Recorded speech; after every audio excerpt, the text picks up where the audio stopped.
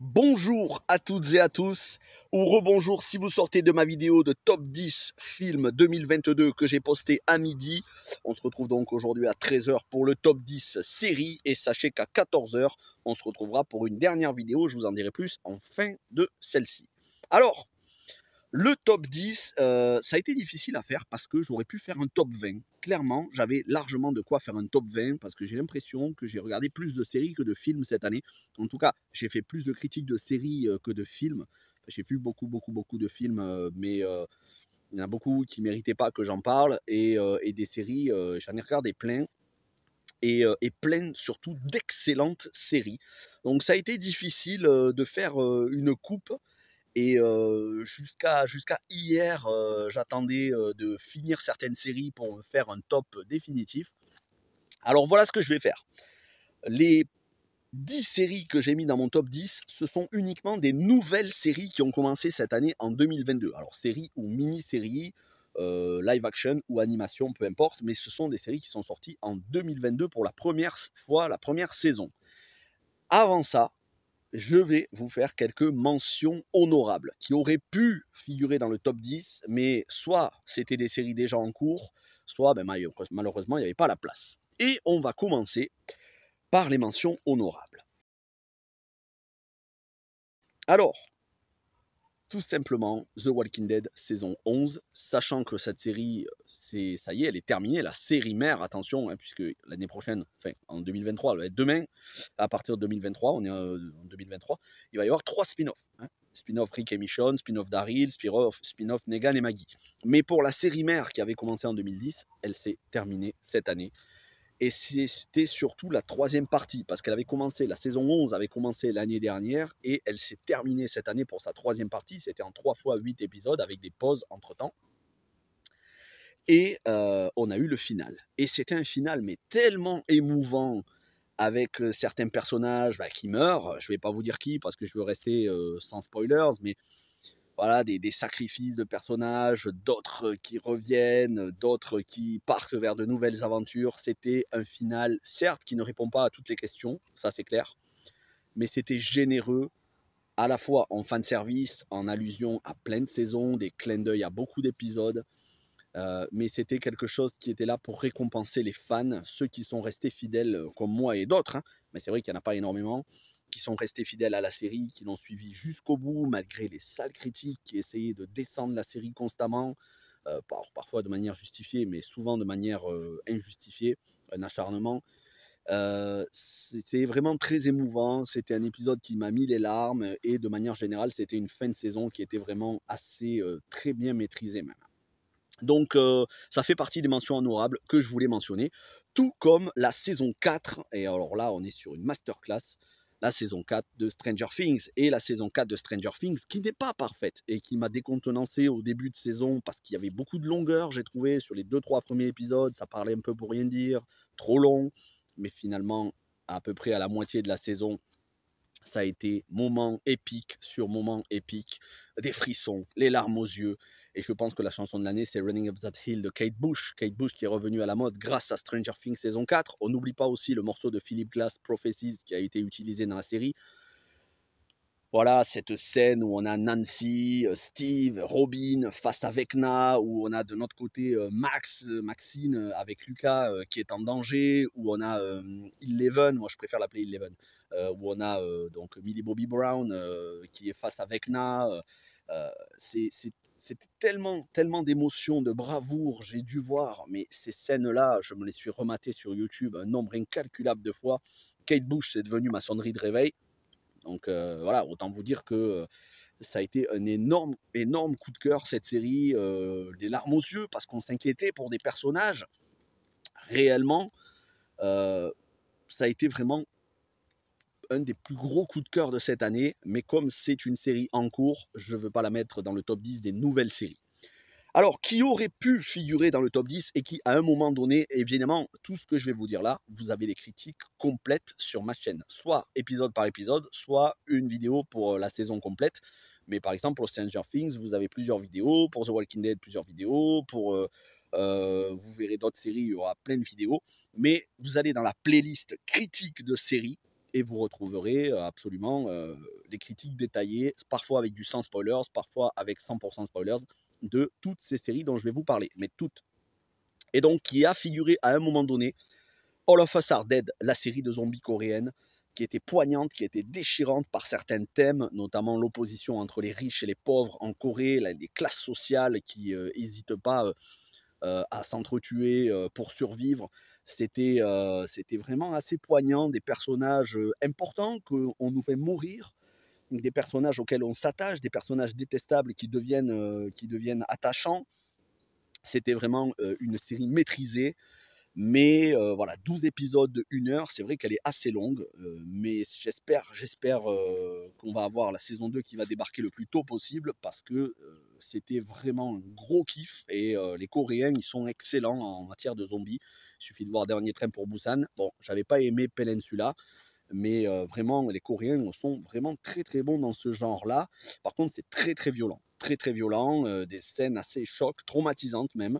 Et c'est pas forcément les scènes de zombies qui sont les plus traumatisantes. En tout cas, les thèmes sont choquants, mais c'est vraiment maîtrisé et puis brillamment interprété. Après, il ne faut pas me demander les noms des Coréens. Moi, je ne retiens pas les noms. Tout ce qui est asiatique, j'ai beaucoup de mal à retenir les noms.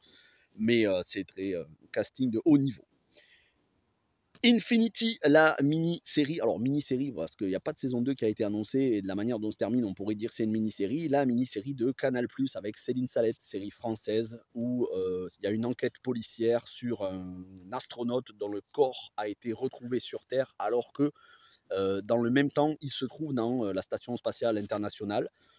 Ça mélange mystique, ésotérique, enquête policière, science-fiction. C'est un régal. Les images sont sublimes, tournées vers Baïkonour. Donc vraiment des décors de désert, des décors d'espace. Quand je dis l'espace, l'univers. Très très belle série et puis passionnante de bout en bout, bien que par moments un peu trop contemplative pour certains. Moi, ça me dérange pas. J'aime bien le contemplatif, mais je sais que pour certains, ça va paraître un peu long. Mais c'est vraiment une série qui vaut le coup d'œil. Donc allez-y, foncez, regardez Infinity, c'est sur Canal+. Autre série qui, à un moment donné, a figuré dans le top 10, mais bon, voilà, il y a trop de séries, hein, forcément, on peut pas faire, je peux pas mettre 10 séries numéro 1 ex aequo. C'est We Own This City sur HBO, diffusé sur OCS, la nouvelle série de David Simon, le créateur de The Wire sur écoute, de Trem, de Génération Kill, The Deuce. Bref, David Simon qui est un brillant showrunner et qui, encore une fois, s'intéresse à Baltimore, à la police et cette fois-ci à certains officiers de police corrompus. Mais attention, et là, je voulais le dire et je l'ai dit dans ma vidéo qui a été très peu vue. Allez les voir, les vidéos. C'est une série qui est bien équilibrée. C'est pas une série Black Lives Matter. C'est pas une série où on va dire les méchants blancs, la police, tous des racistes, tous des tueurs, comme on a ce discours d'extrême gauche en France, la police tue, oh, les méchants policiers, il faut les désarmer. Non. C'est une série qui montre les dérives d'autorité, de corruption dans la police, mais qui montre aussi d'autres policiers, y compris des blancs, qui sont héroïques, qui gardent leur sang-froid, qui viennent en aide à leur prochain, quelle que soit sa couleur de peau, et où on nous montre en face, à la fois donc parmi les Afro-Américains, à la fois des délinquants, dealers de drogue, mais aussi des gens qui sont victimes de la haine raciale de certains policiers suprémacistes ou de certains policiers qui ne les considèrent pas comme leurs égaux. Donc c'est bien équilibré. On nous montre des gentils et des méchants des deux côtés. Et c'est porté par John Berntal, alias Shane dans The Walking Dead, alias le Punisher. John Berntal qui c'est un acteur exceptionnel. Décidément, il ne fait quasiment que des bons choix de carrière. Alors, j'ai pas vu la série American Gigolo, ça m'intéresse pas forcément le thème, mais John Berntal qui, encore une fois, porte la série sur ses épaules et c'est vraiment une très très bonne mini-série. Et enfin, donc, parmi les mentions honorables, là aussi, je l'ai abordé sur la chaîne, j'ai l'impression qu'il y a très peu de monde qui en a parlé. La vidéo n'a pas trop marché d'ailleurs, mais je vous encourage vraiment à regarder ces vidéos parce qu'il y en a beaucoup parmi ces vidéos, il y en a beaucoup dont j'ai été soit le premier, soit un des seuls sur YouTube à en parler. Et bon, voilà, c'est pas pour me la péter, mais quand même un petit peu, il faut le dire. Et donc Blackbird, la mini-série avec Taron Egerton, Paul Walter Hauser et la dernière série, dernière apparition à la télévision, parce qu'il sortira un film dans pas longtemps, de Ray Liotta qui nous a quittés. et Blackbird qui est tiré d'une histoire vraie, qui est donc une mini-série en 8 épisodes, il me semble que c'est en 8 épisodes ou en 6 épisodes, je ne sais plus. Tiré d'une histoire vraie, l'histoire vraie donc d'un petit caïd trafiquant de drogue, mais très intelligent, qui est, voilà, qui est assez futé, à qui on va proposer de partager dans la même prison, de partager la cellule adjacente à celle d'un tueur, alors d'un présumé tueur en série psychopathe pédophile, et il va devoir soutirer des aveux et soutirer des informations où les corps seraient enterrés. Et ça va être un enfer pour lui, parce qu'il va être non seulement suspecté par tout le monde d'être une balance, mais il va devoir surtout faire ami-ami avec un mec psychopathe qui est un sacré pervers. Et dans le même temps, on a l'intrigue policière. C'est à la fois du polar carcéral et de l'intrigue policière façon True Detective. L'ambiance, la manière dont ça se déroule, les années durant lesquelles ça se déroule, je crois que c'est dans les années 90, il me semble, de tête, je crois, soit des années 90, soit des années 2000, mais je crois que c'est les années 90. La manière dont ça se déroule, ça fait vraiment penser à True Detective, et ça aurait pu être True Detective saison 4. Ça ne l'est pas. True Detective saison 4 qui arrive l'année prochaine d'ailleurs, vous aurez la critique sur ma chaîne. Et je pense que d'ici là, je vais vous faire les 3. Excusez-moi, je pense que je vais vous faire les 3 premières saisons de True Detective, parce que ça fait un moment que je veux les revoir. Ou alors un live sur True Detective. True Detective saison 4 qui arrive sur la chaîne, mais ce Blackbird, cette intrigue aurait très bien pu être la base d'une saison. Vous savez que c'est de l'anthologie, hein, True Detective, une histoire différente par saison. Ça aurait pu, parce qu'on est vraiment sur la même ambiance poisseuse, crasseuse, avec des rednecks un peu tarés sur les bords, qui n'hésitent pas à kidnapper des enfants, des filles, leur faire des trucs de fou, enterrer les corps, on ne sait plus vraiment.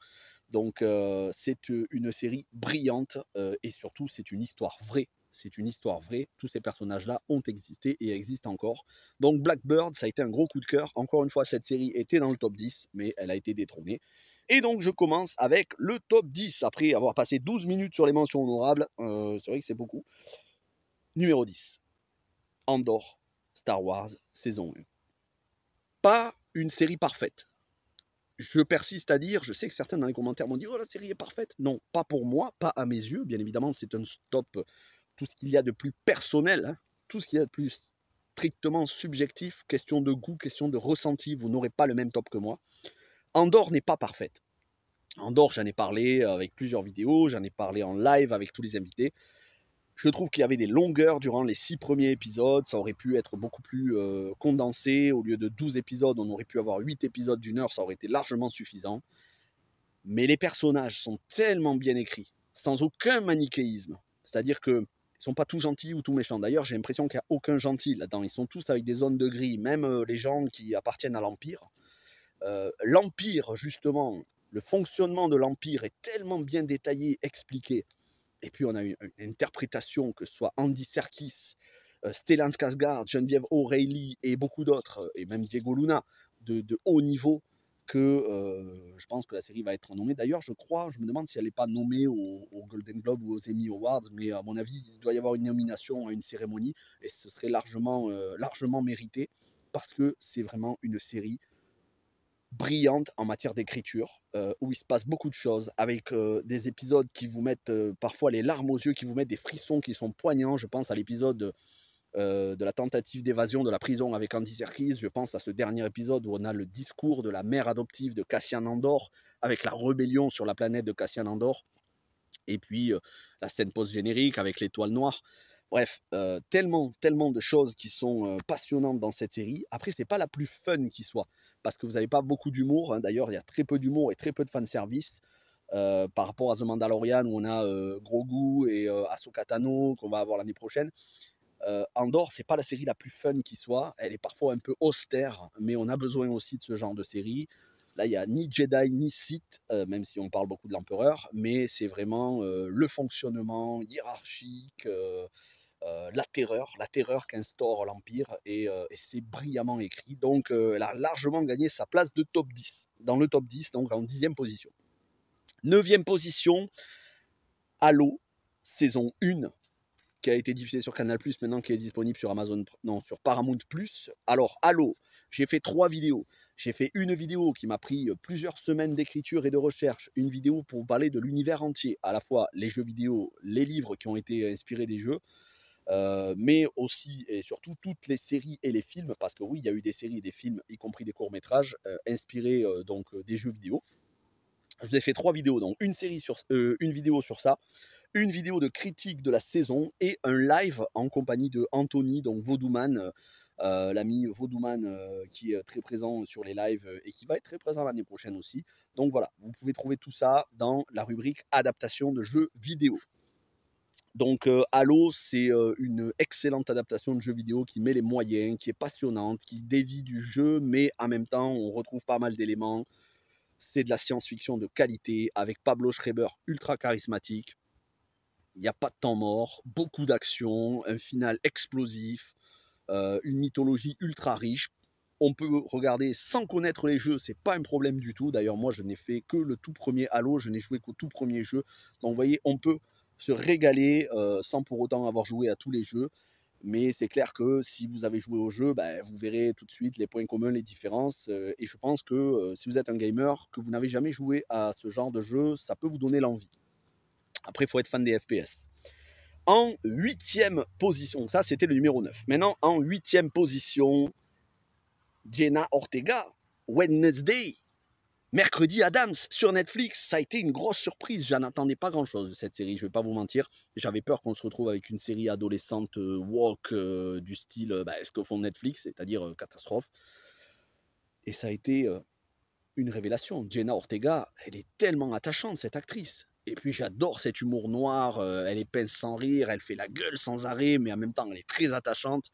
Le duo qu'elle forme avec Enid, qui est son caractère opposé, c'était savoureux, les personnages sont attachants, la scène de la danse, c'est extraordinaire ce qu'ils ont réussi à faire, la scène de la danse de Jenna Ortega, de Mercredi Adams.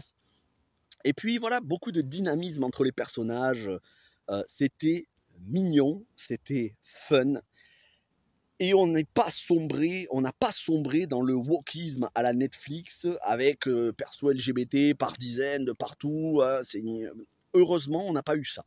Maintenant, je m'inquiète un petit peu parce que quand je vois sur les réseaux sociaux qu'il y en a certains qui disent ah ben faudrait mettre Mercredi et Enid en couple. Non, les gars, arrêtez avec ça. Arrêtez à un moment donné, ça commence à casser sérieusement les bonbons pour rester poli. C'est bien d'avoir des persos qui sont aussi avec de l'amitié, où il n'y a pas de sexualité, juste de l'amitié désintéressée. C'est bien aussi. Il faut arrêter de vouloir mettre sans arrêt une attirance sexuelle partout. Heureusement, cette saison 1 de Mercredi Adams n'est pas tombée dans cet écueil. Et j'espère que ce ne sera pas le cas pour les saisons suivantes, puisque ça a été renouvelé pour une saison 2. Hein. C'est un carton sur Netflix, c'est un carton énorme. J'espère qu'on ne va pas tomber justement dans cette récupération, inclusivité LGBT, tout ce que tu veux, couleur arc-en-ciel, licorne et en compagnie. On va se calmer, c'est du Tim Burton, c'est la famille Adams. Normalement, il ne devrait pas y avoir, ça ne devrait pas être un étendard inclusif, quoi. Sachant que de toute façon, il y a plein de persos différents, en termes de variété de persos et de caractères différents, on est servi. Mais voilà, c'est bien de ne pas avoir fait de focus sur la sexualité des adolescents parce que c'est le gros problème de Netflix et ils n'arrêtent pas avec ça et ils perdent des abonnés et il y a des séries qui sont annulées à cause de ça et les mecs ne comprennent pas. Un peu des débiles profonds, mais c'est pas grave, c'est Netflix. Des fois, ça leur arrive, ils ont des éclairs de génie et bon. En tout cas, voilà, Mercredi Adams. Et puis, ça fait tellement plaisir de revoir Christina Ricci en très grande forme, très sexy d'ailleurs, très très mignonne. On l'avait vue très furtivement dans Matrix Résurrection, Matrix 4, mais là, ça fait plaisir de la retrouver dans un rôle d'importance. Donc, très agréablement surpris par Mercredi Adams. Ensuite, une série en numéro 7, une série qui est passée assez inaperçue, je trouve, c'est Outer Range, un western de science-fiction. Alors pour ceux qui sont fans de Yellowstone avec Kevin Costner, Outer Range, c'est un mix entre Yellowstone et des séries de SF un peu expérimentales, genre voyage chamanique, un peu fumé sous LSD, porté par Josh Brolin et Imogen Poots. Les deux sont exceptionnels, ils se font face dans des duos, ils se tiennent la dragée haute. Une série fascinante dans sa réalisation, dans sa photographie, dans sa colorimétrie. Ça sent bon à la fois le western avec ranch familial, tous les éléments du western, c'est-à-dire les mecs qui sont en Stetson, qui sont avec des grosses voitures, des grosses propriétés terriennes, qui vont jouer au poker. On sent la virilité et en même temps, il y a cet aspect science-fiction. Alors en plus, on a Will Patton au casting, hein, Will Patton, très grand acteur. On sent que c'est une série avec un potentiel énorme. J'ai hâte de voir la saison 2. Je ne vous révèle rien du tout, j'ai fait une vidéo dessus. Regardez Outer Range. Pour ceux qui ont aimé Yellowstone et qui aiment la SF, c'est un mélange des deux. C'est vraiment un kiff. Et pour le synopsis, bah, c'est Josh Brolin, propriétaire, qui découvre un trou énorme dans sa propriété, une espèce de puits immense. Et apparemment, ça donne sur une autre dimension. Voilà, mais je vous en dis pas plus. Numéro 6, Shining Girls sur Apple TV+. J'ai été le premier à en parler, j'en suis très content, et j'espère que ça vous a fait découvrir cette série. Si vous ne l'avez pas découvert, foncez, parce que encore une fois, je n'ai cessé de vous le dire toute cette année 2022, Apple TV+, c'est la plateforme qui contient le plus de qualité au niveau des séries.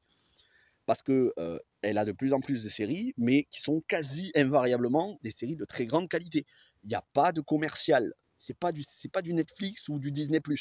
Disney+, Netflix, ils nous font des bonnes séries des fois. Pas toujours, mais des bonnes séries. Mais sur Apple TV+, ce sont des grandes séries. Et bien souvent aussi des mini-séries. Et c'est le cas donc de Shining Girls, qui est une mini-série portée par Elisabeth Moss, qu'on ne représente plus, et Wagner Moura, qui joue le rôle de Pablo Escobar dans la série de Netflix Narcos. Et le synopsis est très simple.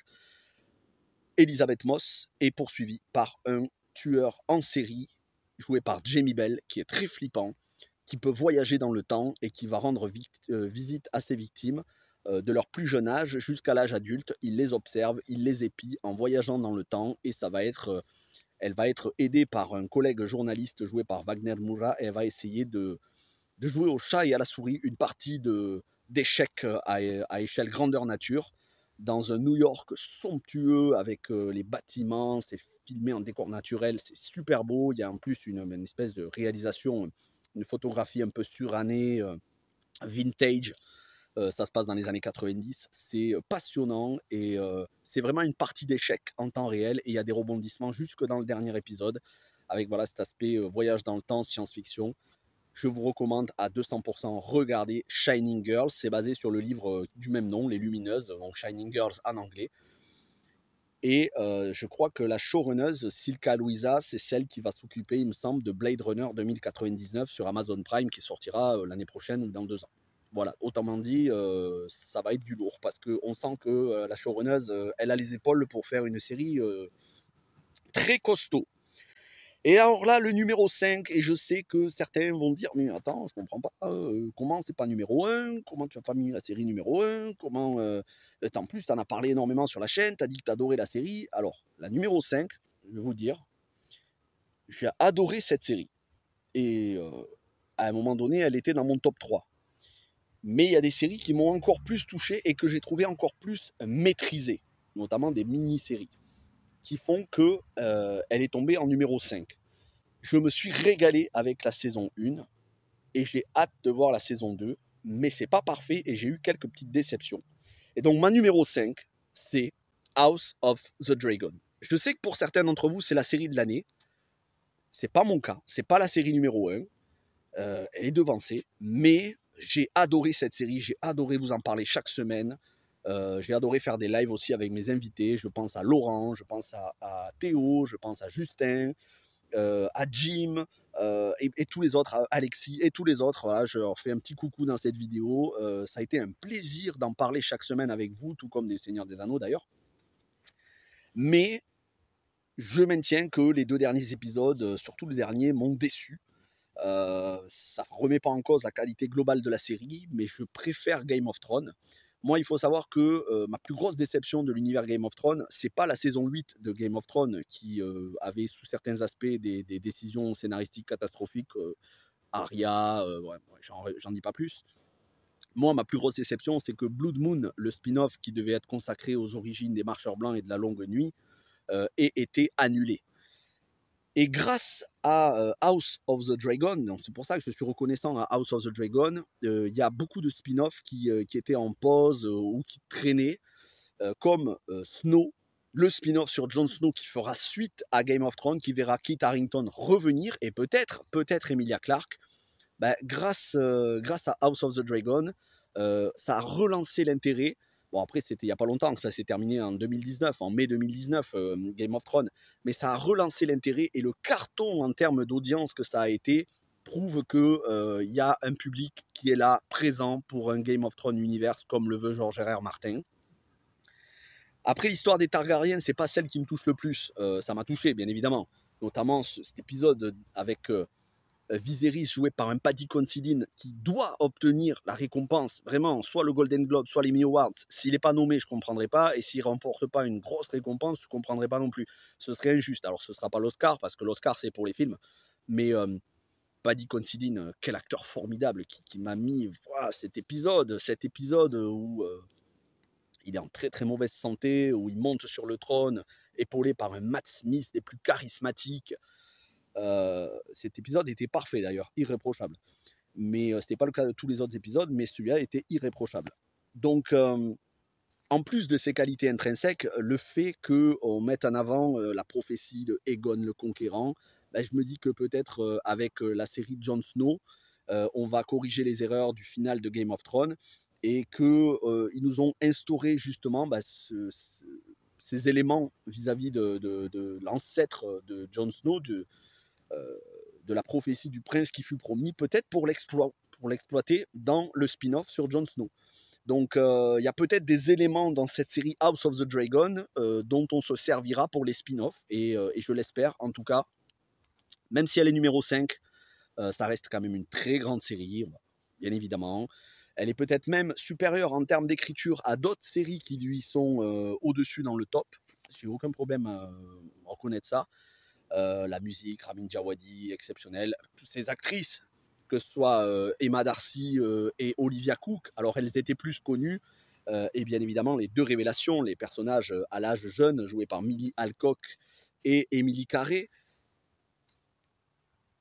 formidable, touchant, sublime, ok, il n'y a pas de souci. Après, j'ai quand même été déçu par les 2 derniers épisodes, mais encore une fois, voilà, 5e position, c'est largement mérité. Et là, on rentre dans les 4. Autant vous dire que le numéro 4, Périphérique, les mondes de Flynn, que j'ai terminé hier, dont je vous ai sorti la critique hier soir, j'espérais la voir avant la fin de l'année pour voir si elle allait être dans mon top 10. Et elle est numéro 4. Elle est numéro 4 parce que j'ai aucun reproche à lui faire, si ce n'est que j'espère que la série ne sera pas annulée, et que, enfin, elle ne sera pas annulée parce qu'il y aura une saison 2, mais j'espère vraiment que les showrunners, enfin les scénaristes, exécutifs producteurs, donc Jonathan Nolan et Lisa Joy, pourront, à l'inverse de Westworld, cette fois-ci pourront aller jusqu'au bout de leur histoire, parce que c'est de la SF cyberpunk passionnante, parce que Chloé Grace Moretz et Jack Reynor sont formidables, parce que c'est tout ce que j'aime, cette ambiance Matrix, Ghost in the Shell, Terminator 2, on nous parle d'une apocalypse, c'est très plausible, ça s'ancre dans le monde réel. J'adore ça. Bon, le post-apo, c'est un des trucs que je préfère le plus. Périphérique, ça a été un vrai coup de cœur, très addictif. Et du coup, je me suis binge-watché la série en 2 jours et demi. Je regrette de ne pas l'avoir regardé une fois par semaine, mais à ce moment-là, je n'avais pas eu le temps. Mais au moins, je l'ai regardé avant la fin de la série, avant la fin de l'année. Et je suis content, elle figure en numéro 4 dans mon top de l'année. Et là, on entre sur le podium, le top 3. Encore une fois, toutes les critiques sont dispo sur la chaîne. Toutes. 5 Days at Memorial en numéro 3. 5 Days at Memorial, j'ai un petit carton parce que sinon j'oublie. 5 Days at Memorial, j'ai la fierté de dire que je suis le seul à en avoir parlé sur le YouTube français. Voilà. Et j'espère que les gens regarderont la vidéo, certes qui est longue, mais qui est coupée en 2 parties avec un timecode pour la partie avec spoilers. Donc comme ça si vous n'avez pas vu, vous pouvez regarder uniquement la partie sans spoilers. 5 Days at Memorial qui nous parle de l'ouragan Katrina et qui nous parle de la manière dont les soignants et les patients ont été méprisés, ont été abandonnés par l'État américain, que ce soit le gouvernement, les assurances, le système. Et c'est une série qui, contrairement à tous les autres qui sont uniquement du divertissement, 5 Days at Memorial, c'est une série qui est utile, qui est nécessaire, parce qu'elle nous prouve qu'en presque 20 ans, 2005, 2023, 17 ans, presque 18 ans, Rien n'a changé. On n'a pas appris de nos erreurs et ça se voit avec ce qu'ont traversé les soignants ces 3 dernières années avec le Covid. Ils ont été abandonnés par l'État, ils ont été abandonnés par les gens qui les applaudissaient et qui maintenant leur crachent à la gueule littéralement parce qu'il y en a certains qui ont décidé de ne pas se faire vacciner à juste titre pour un traitement expérimental dont on peut à peine appeler ça un vaccin. Mais tous ces soignants qui sont suspendus, qui sont abandonnés alors qu'ils ont dépensé leur santé des jours, des nuits, ils se sont mis en danger, ils ont eu des difficiles décisions comme le tri des patients, on les a envoyés sans matos. On n'oublie pas qu'à un moment donné, les soignants, ils avaient des sacs poubelles pour aller bosser au lieu des blouses. C'est révoltant, c'est inacceptable, c'est inimaginable, mais c'est des choses qui sont déjà arrivées. C'était le cas notamment de ces soignants au Memorial Hospital en Louisiane, à la Nouvelle-Orléans, pendant l'ouragan Katrina, totalement lâchés, qui n'ont eu aucun soutien et qui ont eu des décisions terribles et inhumaines. Et ce n'est pas leur faute à prendre, à savoir est-ce qu'on euthanasie des gens ou pour pas qu'ils souffrent, sachant qu'on est obligé de partir sans pouvoir les évacuer, ou est-ce qu'on les laisse crever tout seuls dans la souffrance, dans le noir, sans électricité, sans eau potable, sans vivre. Donc c'est une série puissante, c'est une série qui m'a remué. Je l'ai mis en numéro 3, en vrai elle aurait pu être numéro 1, mais j'ai voulu mettre des séries un peu plus fun qui m'ont fait rêver. C'est pas une série qui est fun, c'est une série qui est tragique et c'est une série qui est surtout réelle parce que tous les personnages ont existé dans cette série. Regardez 5 Days at Memorial sur Apple TV+, allez voir ma vidéo. Que dire de plus? Je vais m'arrêter là. Numéro 2, Cyberpunk Edge Runners, ça a été une gifle cette série, comme quoi ça prouve indubitablement, indéniablement, que quand on y met les moyens avec des scénaristes talentueux, on peut avoir des adaptations de jeux vidéo exemplaires, mais là on est plus que sur de l'exemplaire, on est sur de la référence. Cyberpunk Edge Runners, qui n'est absolument pas pour les gosses, vraiment, mais vraiment pas, parce que c'est très violent, beaucoup de violence, mais c'est une série bouleversante. Les persos sont tellement attachants. Le personnage principal, notamment, et le personnage secondaire n'est pas le personnage principal qui l'on croit. Dans ce monde cyberpunk qui se passe un an avant le jeu Cyberpunk 2077, on va apprendre à découvrir ces personnages, à s'y attacher. Et en l'espace de 8 épisodes de 25 minutes, on va faire vraiment la découverte de leur vie. On a vraiment l'impression qu'il se passe beaucoup de choses et ça passe à une vitesse incroyable. On a un sentiment d'avoir parcouru toute une vie. C'est une série bouleversante jusque dans ses derniers instants avec un thème musical et une chanson qui accompagne certaines scènes qui fout le frisson. Ça met à la fois la larme à l'œil avec une fin douce, amère et c'est assez exaltant et ça nous prouve que l'univers cyberpunk est tellement riche que je suis content que grâce à cette série, comme quoi Netflix peuvent faire de la qualité aussi, ils ne se vautrent pas toujours dans du wokisme dégueulasse, comme quoi Netflix font aussi de la qualité et cette série a relancé l'intérêt pour Cyberpunk 2077, mais attention, les versions next-gen, PS5 et PC, parce que la version PS4 qui a été sortie en 2019, il me semble que c'était 2019, ou 2020, je ne sais plus, 2020 je crois, était catastrophique, buggée, avec des crashs de partout. Et ça a fait plonger d'ailleurs CD Projekt Red, les créateurs du jeu, les développeurs, ça les avait fait plonger à la bourse, ils avaient dû rembourser beaucoup, ils avaient perdu beaucoup d'argent. Mais cette série est arrivée entre-temps, ils ont sorti des DLC, ils ont fait des améliorations, des corrections de bugs, des corrections techniques, et ça a redoré le blason de cet univers, et ça a relancé l'intérêt des joueurs, et aujourd'hui Cyberpunk 2077 sur les plateformes next-gen cartonne, et c'est en grande partie grâce à la série Cyberpunk Edge Runners. Et comme vous le savez, les adaptations de jeux vidéo, c'est la spécialité de ma chaîne. J'ai fait un post, hein, il y en a quand même presque une cinquantaine, et l'année prochaine, il y en aura des dizaines aussi. Donc je suis très content que cette série à la fois redore le blason de cet univers Cyberpunk 2077, mais aussi montre que les adaptations de jeux vidéo, quand elles sont traitées avec qualité, avec sérieux, ça peut donner des œuvres de référence profondes, réfléchies. Donc chapeau bas, respect aux showrunners pour cette série. Et enfin, on arrive à mon numéro 1. Alors là, je ne vais pas passer beaucoup de temps dessus. Vous allez comprendre pourquoi. Tout simplement, si je vous dis Morphy Clark, Galadriel, ben oui, bien évidemment, Le Seigneur des Anneaux, les Anneaux de pouvoir, mon gros coup de cœur de l'année. La série qui me faisait flipper le plus avant de la voir, parce que ça a été une promotion catastrophique, où on nous a parlé de coach en nudité, où on nous a parlé d'inclusivité, diversité, tout. Le truc qui, moi, me hérisse les poils, mais pas d'émotion, hein, de dégoût plutôt.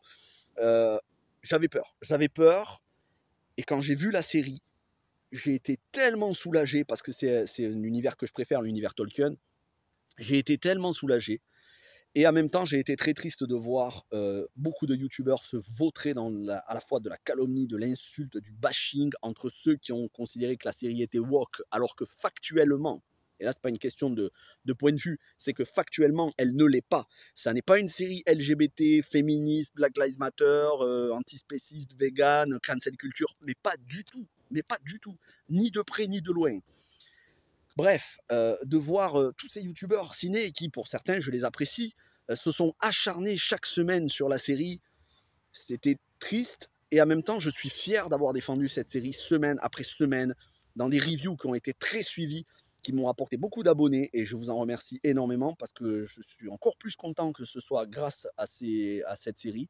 Et puis, bien évidemment, toutes les semaines, les lives que j'ai fait avec tous les invités, comme pour House of the Dragon, avec plein d'invités, on a décortiqué, et on fera de même pour la saison 2, qui arrivera normalement en 2024, ou fin 2023, début 2024. Je suis très fier d'avoir défendu cette série, je vais continuer à la défendre. Non, ça n'est pas une série woke, non, ça n'est pas une insulte à Tolkien, un sacrilège, une hérésie, absolument pas. C'est une adaptation libre du Silmarillion, avec parfois des événements qui sont les événements qui sont dans le Silmarillion, une des œuvres, probablement la plus grande œuvre de Tolkien, mais clairement une chronologie qui est condensée, des persos qui sont inventés, mais attention, quand je lui ai dit des persos inventés, les persos existants dans les livres ne sont pas remplacés. En cela, c'est pas le truc qu'on nous a dit, ouais, c'est woke. Non, non. Si tu as un perso qui est blanc, il reste blanc. Si tu as un perso qui est homme, il reste homme. Mais ça se base sur 200 pages, les annexes et appendices, et 200 pages pour faire une série de 5 saisons, de 8 épisodes de 1 heure chacune, c'est strictement impossible. Donc forcément, on doit rajouter du contenu, on doit rajouter des personnages. Et là, parmi ces personnages rajoutés, inexistants dans les livres, on peut se permettre, bien évidemment, de mettre des persos de toutes les couleurs, enfin, toutes les couleurs. On se calmer quand même avec les arcs-en-ciel, mais on peut se permettre de mettre de la diversité ethnique. Il n'y a aucun problème là-dessus. En tout cas, je vais m'arrêter là, parce que vous retrouverez donc dans quelques minutes, à la fin de cette vidéo, à 14 h sur la chaîne, une vidéo où je vais vous parler en détail de pourquoi Le Seigneur des Anneaux, les Anneaux de pouvoir, c'est ma série préférée de l'année. Je maintiens que c'est la série qui m'a procuré le plus d'émotions. Arriver à faire ce qu'ils ont fait avec Sauron, avec Galadriel, avec Elrond, Durin, tous ces personnages mythiques. Et puis la musique de Bear McCreary que j'écoute en boucle. Je n'ai que des éloges à faire, même si certaines séries ont eu une écriture un peu plus, on va dire, un peu plus professionnelle, un peu plus efficace, un peu plus resserrée. C'est vrai qu'il y a quelques épisodes là aussi qui étaient décevants, il faut le dire. Mais un chef-d'œuvre, c'est pas forcément parfait. Un chef-d'œuvre, c'est quelque chose qui vous touche profondément, qui vous émouvoit, ou qui vous émeut plutôt. Et ça a été le cas de la série Le Seigneur des Anneaux, les Anneaux de pouvoir, n'en déplaise aux rageux qui ne sont pas les bienvenus sur la chaîne, et qui ne seront jamais les bienvenus sur la chaîne. Les gens qui sont là pour insulter des séries parce qu'ils n'ont pas aimé, vous pouvez toujours aller voir ailleurs.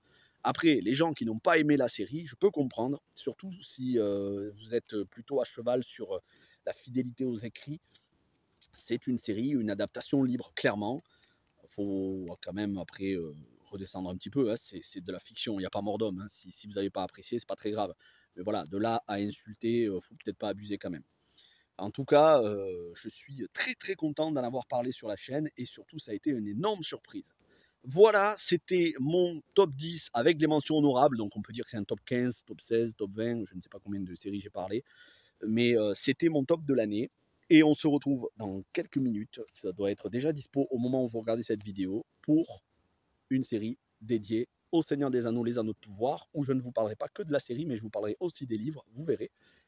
Merci d'avoir suivi la chaîne toute cette année, de vous être abonné, et j'espère que l'année prochaine, vous allez vous abonner encore plus. Activez les notifications, mettez des pouces bleus, mettez des commentaires. Moi, je lis tous les commentaires. Je vais prendre le temps de répondre à tout le monde. Ne vous inquiétez pas. C'est juste que là, j'ai été surchargé cette semaine. Mais voilà, je vais prendre le temps de répondre aux dizaines de commentaires. On se retrouve donc dès vendredi 6 janvier. Et à partir de vendredi 6 janvier, donc pour le live du programme de la chaîne 2023. Et à partir de là, on va se retrouver quasiment tous les jours, en tout cas plusieurs fois par semaine.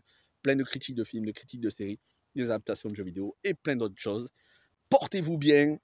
Ciao tout le monde.